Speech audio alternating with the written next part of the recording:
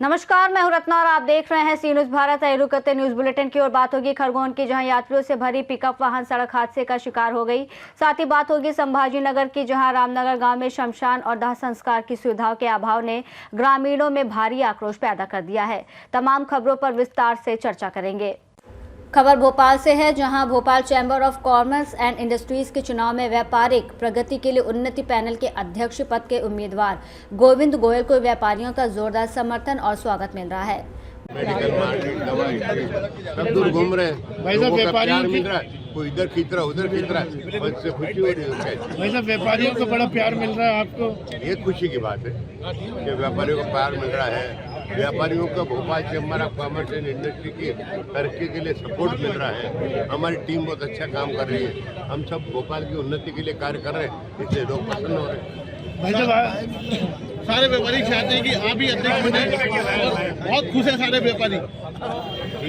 सारे व्यापारी बहुत खुश हैं आपसे। अच्छी बात है ना। हम चाहते हैं कि भोपाल चैम्बर ऑफ कॉमर्स एक मजबूत संस्था बने, व्यापारियों के सुख दुख में खड़ी रहे, व्यापारियों की समस्या का निराकरण करे, वो जरूरी है।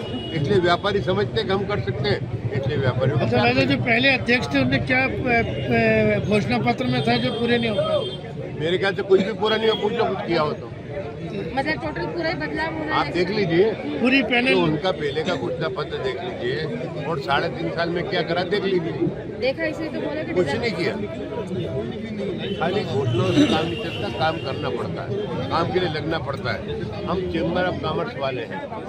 मध्य प्रदेश में चैम्बर ऑफ कॉमर्स खरगोन में भी है, रीवा में भी है, जबलपुर में भी है, आपके ग्वालियर में भी है, हर शहर में चैम्बर ऑफ कॉमर्स है।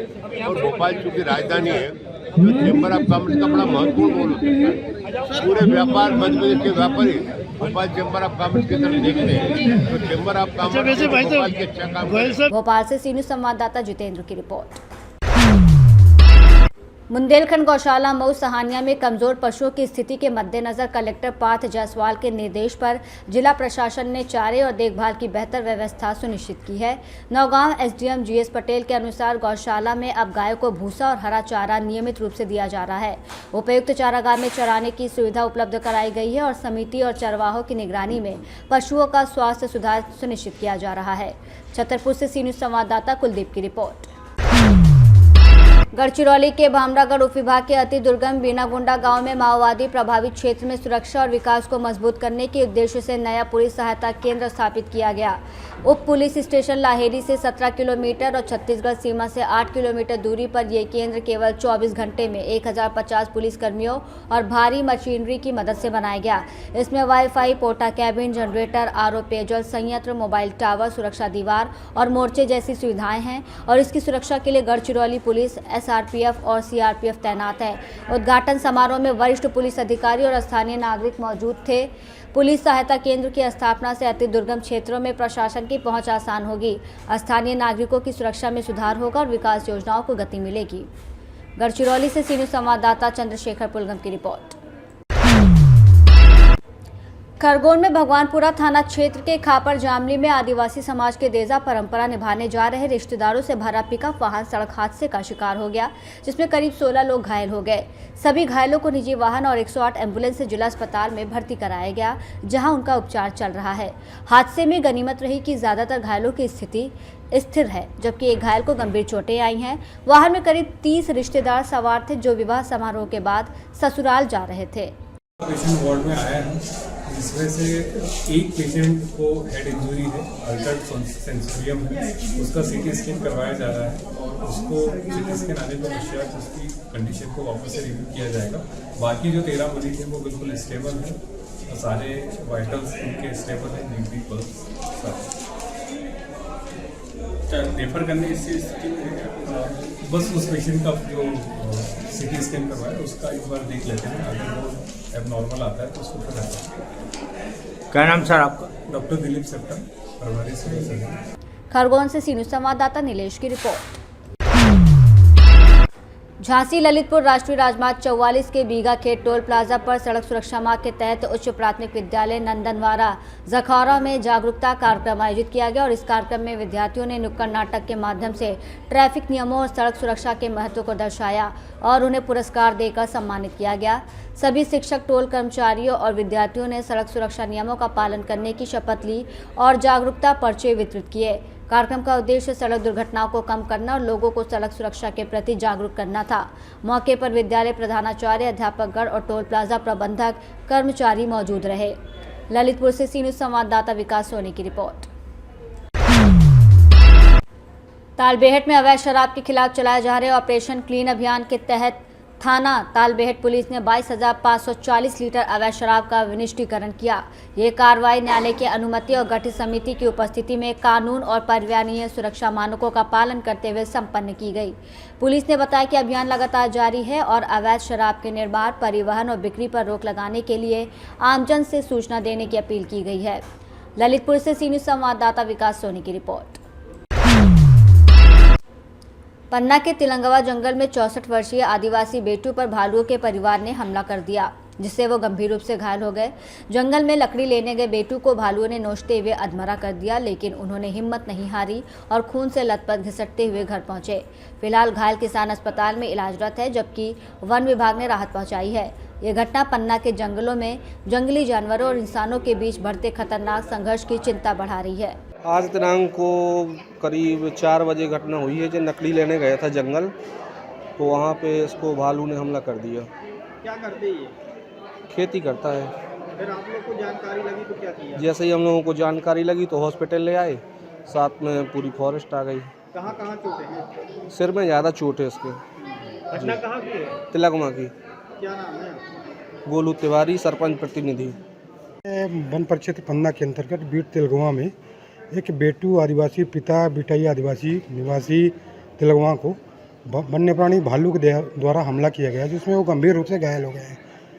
उनको यहाँ लेके आया गया हॉस्पिटल में, जिला चिकित्सालय में, और उनका ट्रीटमेंट चल रहा है। और वन विभाग की तरफ से जो तात्कालिक सहायता राशि दी जानी चाहिए वो मेरे द्वारा दी गई है, और इनके इलाज में जो भी खर्चा होगा वो विभाग के द्वारा पूरा प्रदान किया जाएगा। क्या खेत में थे या लकड़ी लेने? ये ऐसा बताया गया कि वन क्षेत्र में जंगल में लकड़ी उकड़ी लेने के लिए गए थे। वहाँ भालू के शायद से फीमेल भी थी साथ में, और बच्चे भी शायद भालू के थे, ऐसा बताया गया है। तो उसके द्वारा हमला कर दिया गया, जिसमें काफ़ी गंभीर रूप से घायल हो गया है। क्या नाम है किसका? आपका? मेरा नाम पन्ना से सी न्यूज़ संवाददाता रफी की रिपोर्ट। कन्नड़ तालुका के रामनगर गांव में शमशान और दाह संस्कार की सुविधाओं के अभाव ने ग्रामीणों में भारी आक्रोश पैदा कर दिया है। पिछले कई महीनों से प्रशासन द्वारा दिए गए आश्वासन के बावजूद कोई ठोस कार्रवाई नहीं हुई है।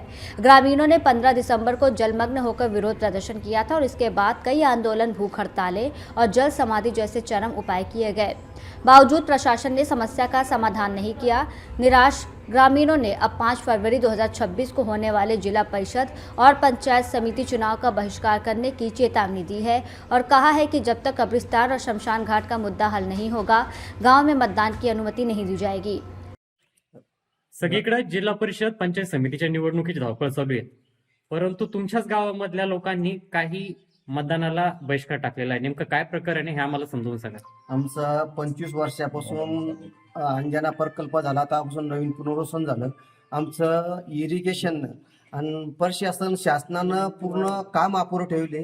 तर मशानभूमी, दफनभूमी हा मुख्य विषय तेव्हापासून नाही आहे। तर ते आमचं कधी मंदिरासमोर होतं, कधी मंदिराच्या पाठीमागं हे होतं। तर जागा नसल्यामुळे ते लवकरात लवकर आमचा निर्णय आम्ही बहिष्कार विधानसभेला टाकला।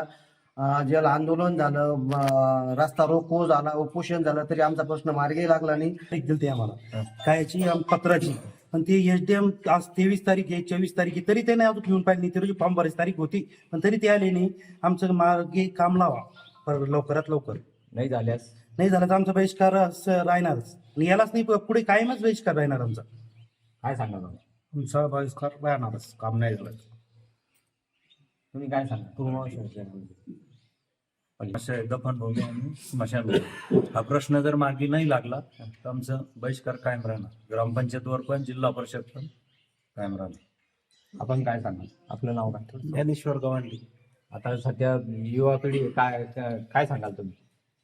आमचं कामच नाही होऊ लागलं ना. गणित मंदिरापुढं दफनभूमी, जागा नाही, रस्ते नाही, आमचं कामच मार्ग नाही लागू राहिलं, तर बहिष्कारच आमचा कायम राहील. काय सांगाल बाबा? नाव सांगा तुम्ही. काय सांगाल? काय आमचे हे काम जे आणलेले काम आहे हे व्हायला पाहिजे. नाही झालं तर आमचा पैसे कसा असणार, रस्त्याची काही बरीच अडचणी. तुमचं नाव सांगा. काय तुम्ही बहिष्कार टाकणार आहे का मतदानाला जाणार? जोपर्यंत काम होत नाही तोपर्यंत मतदानावर बहिष्कार राहणार. नाव सांगा तुमचं. लांबू चढून काय सांगणार तुम्ही? काय आमची जी कामं ती व्हायला पाहिजे. नाही झाल्यास मग बहिष्कार सगळं. छत्रपति संभाजीनगर से सी न्यूज संवाददाता शिवाजी नवले की रिपोर्ट। कन्नड़ शहर में यातायात पुलिस ने कड़ी कार्रवाई करते हुए मॉडिफाइड साइलेंसर लगे 6 वाहनों सहित कुल 30-40 वाहनों पर जुर्माना लगाया। अभियान में हेलमेट ना पहनना, सीट बेल्ट ना लगाना, फैंसी नंबर प्लेट, बीमा या लाइसेंस ना होना जैसे उल्लंघनों पर ध्यान केंद्रित किया गया। पुलिस अधीक्षक डॉक्टर विनय कुमार राठौड़ और अतिरिक्त पुलिस अधीक्षक अन्नपूर्णा सिंह के मार्गदर्शन में चलाए गए इस अभियान में यातायात शाखा और शहर पुलिस की संयुक्त टीम शामिल रही और नागरिकों से नियमों का पालन करने की अपील की गई। आज आपण वाहतुकीचे जे गाड्या पकडताय कशाबद्दल काय मोहीम आहे, काय सांगाल?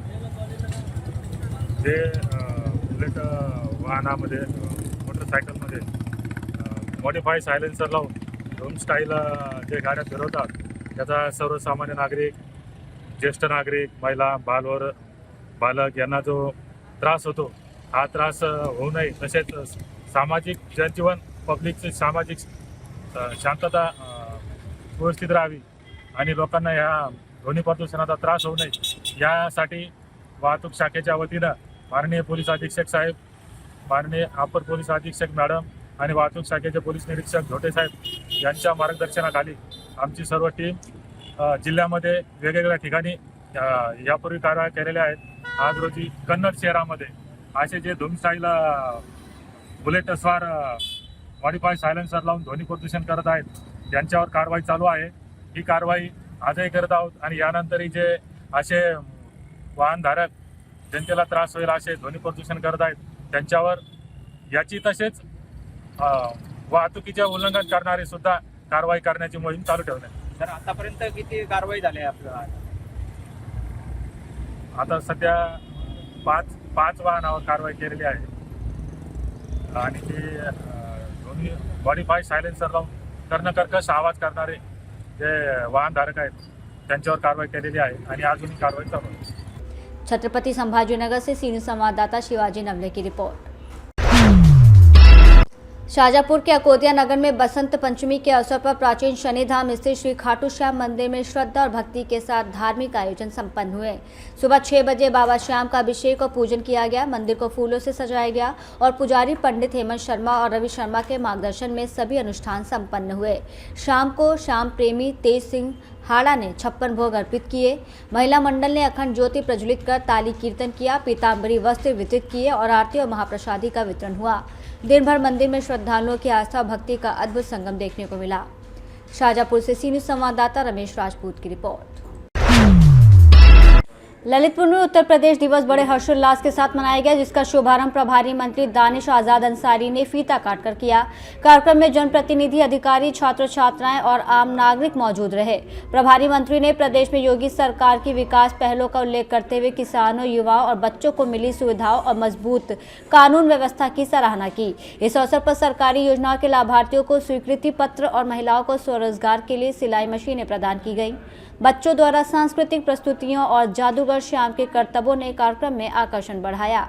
साथ ही विभिन्न विभागों के स्टॉल और प्रदर्शनी, जनपद के पर्यटन कैलेंडर का विमोचन भी हुआ, जिससे लोगों ने सरकारी योजनाओं की जानकारी प्राप्त की। प्रभारी मंत्री ने समापन पर सभी को उत्तर प्रदेश दिवस की शुभकामनाएं दी और जन सहयोग से प्रदेश के विकास पर जोर दिया। ललितपुर से सी न्यूज संवाददाता विकास सोनी की रिपोर्ट। बुलेटिन में फिलहाल इतना ही। देश और दुनिया की तमाम बड़ी खबरों के लिए आप देखते रहिए सी न्यूज भारत।